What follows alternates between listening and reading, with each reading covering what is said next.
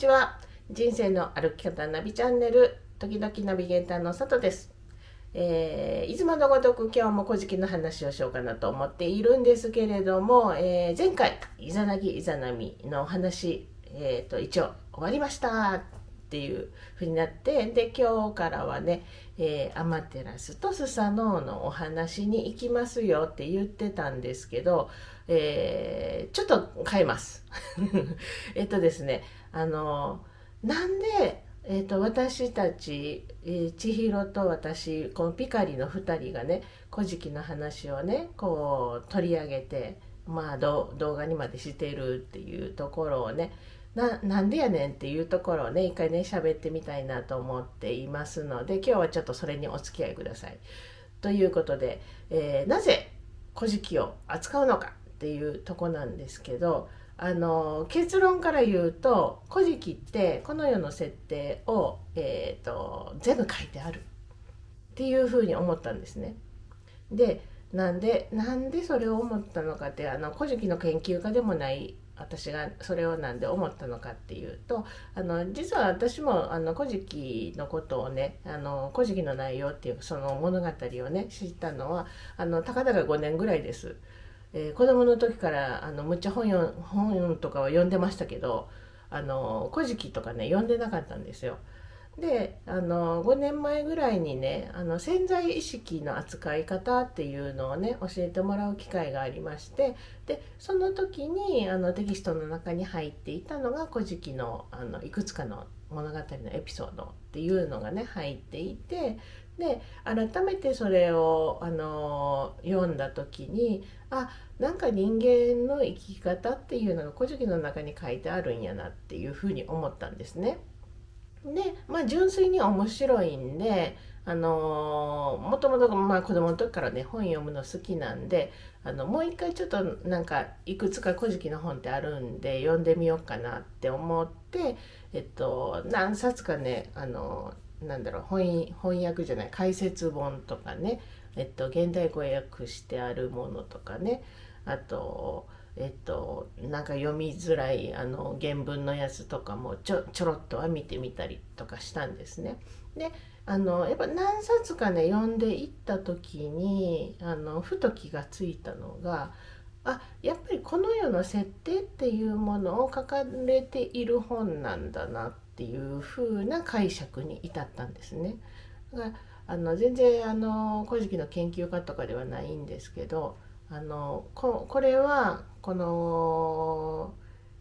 人生に人間として地球で生きていくっていうための、ルールブックみたいな、受け取り方をしたわけですよ。で、実はこれ私はルールブックやと思って読むんですけど、この人生のルールを知らない人って結構たくさんいるじゃないですか。でルール知らなかったらなんか、トラブルが起こった時にむっちゃ困ったりとかするじゃないですか。ピピーって言われてね、それルールから外れてますから一回休みとかって言われて、なんで休まなあかんねんみたいな、そういう感じになるんで、ルールブックは生きていくためには一回読んどいた方がいいよっていうことで、私と千尋はこの「古事記」っていうものをねピカリで取り上げるっていうことをやっています。で基本世の中で起こること、おそらく皆さんどんだけ長生きしても、120歳ぐらいかな。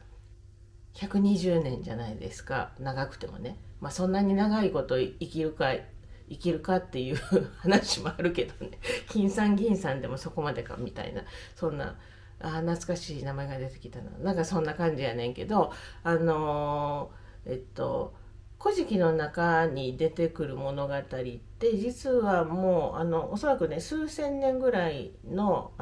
スパンの話が出てくるんですね。だからたかだか私たちの人生、100年ぐらいとしたら100年で起こる出来事っていうのは全部この物語の中に書かれていて、それを知っといたら何が起こってもあもともと設定されていたもんやなっていうことがよく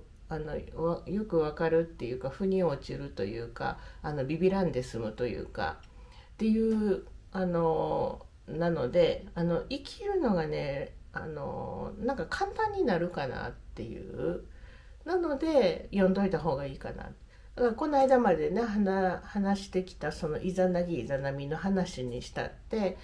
出会った時はこうやったけど、何年かしたらこうなって、で最終的にイザナミさんが雷を落としてイザナギさんが逃げるみたいなね。これなんていうか、そのパートナーシップの関係で考えたらむっちゃよくあることじゃないですか。出会った時はむっちゃラブラブやったけど、何年かしたらそれが冷めていって、最終的にはもうこんな人と一緒にいるのは嫌だってなって別れるみたいなことってむっちゃあるじゃないですか。なんかそんなことも実は「古事記」の中には書かれていると。だからまだね、まだイザナミまでしかいてへんからこれぐらいやねんけど、例えば会社の中でこういう人間関係があって、ですごく大変になるよみたいなことも実は「古事記」の中に書かれていたりとかするし、全然こんなこと思ってなかったのに、なんかこういう風な役割を与えられてむっちゃ大変やけどやってみたらできたわみたいな話も「古事記」の中にあったりとかするので、本当ね、たかだか私たちのその人生、この肉体を持って生きている間の人生っていうのは「古事記」の中に書かれているから、人生本当にね、生きやすくなるっていうのがまず「古事記」なんですけど、実はその上を狙ってほしいなっていう思いも、もうなんか何様やねんってなるけど、その上を狙ってほしいなっていうのもあるんですね。っていうのは、私仕事してて、いろんな子どもたちのね、運動の、お世話っていうか、その運動支援っていう仕事をしてるんですけど、あのそのやる仕事の中でね、正常発達っていう考え方があるんですね。例えば、おぎゃーって生まれて半年経ったら寝返りができますよと、1年経ったら一人で歩けますよとか、で3歳ぐらいになったら自転車乗れますよとかって、これ全部ね表になって書かれているわけなんですね。でこれが古事記と同じ設定みたいな感じですよね。でそうやねんけど、時々それを超えてくる子とか、それから遅れてくる子っていうのが出てくるわけなんですね。で基本私が見てるのは、そこに遅れてくる子たちの運動を追いつかせるためのなんかこう手立てみたいなのをやってるわけなんですけど、これがですね、例えばなんやろな、その設定を超えてきた子っていうのが出てきたら、この子すごいなとかさ、むっちゃ天才やんとかって言って言われたりとかするんじゃないですか。だけど最終的なところで言うと同じなんですよね。なんやけど、その限界設定を超えてくるっていうところが、なんかいろんな人の感動を読んだりとか、いろんな人の勇気になったりとかするじゃないですか。だからそのためにはやっぱりね、基本の設定知っとかなあかんっていうのがあって、基本の設定知っとくことでそれを超えるっていうことをしたら、みんながこの心が湧き立つ勇気が出るっていう、そこの限界を突破するっていうのがこの人生の醍醐味やなっていうふうに思ってるわけなんですね。でそのためにも「古事記」一回知っといたらいいなみたいな話なんですよ。わかるかな、わからへんかな。今やったらそのオリンピックのね、東京オリンピックね、今まさにやってるんですけど、東京オリンピックの子たちってやっぱすごいですよね。もう本当に画面で見ているだけで、すごく感動したり勇気もらったりとかするんですけど、なんでそうかっていうのを紐解いてみるとですね、やっぱりあの人たち限界突破してるんですよね。私たちは二足歩行で地面を歩くという設定は標準装備されているんですけど、あの人たちは空飛んだりします。でももう訳のわからないスピードで回転したりとかするじゃないですか。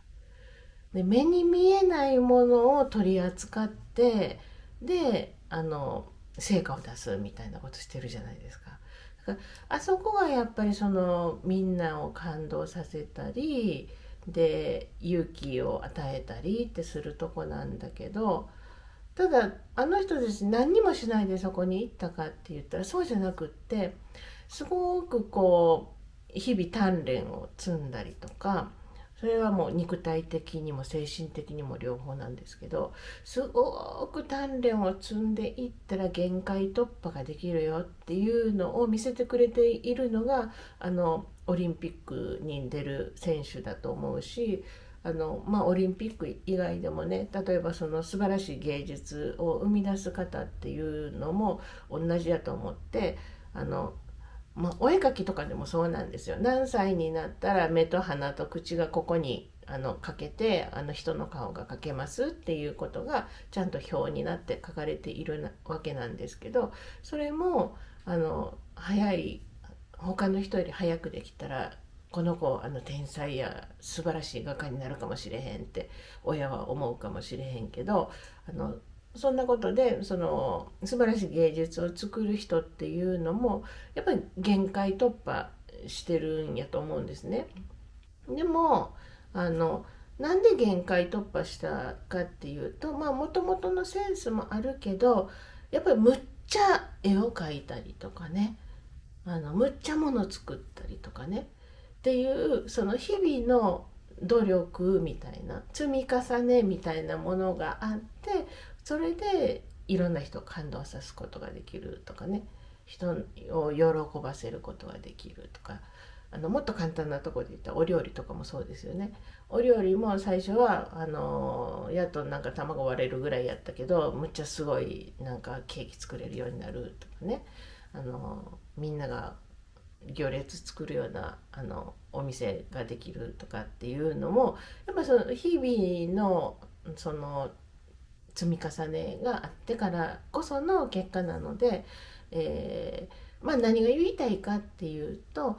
古事記っていうのは私たちが地球で私たちこのね肉体を持って私たちが地球で生きるのはこれぐらいの設定になってますよっていうことが書かれています。でもそれを設定を超えるっていうことはできるんだよっていうことを、そこまで読み解いてほしいなっていうことで古事記の話をね実はねやっているところがあるのっていう。だからそこをね一回ね皆さんにお伝えして、また古事記のねゆるっと解説をね聞いてもらえたらいいかなと思って、今日はなんかその辺ちょっとお話しさせていただきました。より古事記に興味が湧いたのではないかと。湧くよねっていう湧くでしょっていうか湧くと思うので、まだやってない人はもう本当にやってくださいね。いつも言ってますが、ここでチャンネル登録して、でこの後のねピカリ的な古事記のゆるっと解説っていうのをねまた続けて見てもらえたら嬉しいなと思っています。ということで今日は一旦ここで一旦終わりたいと思います。アマテラスとスサノオこの後行きますんで楽しみにしてください。ということで今日はこれで終了になります。またねー。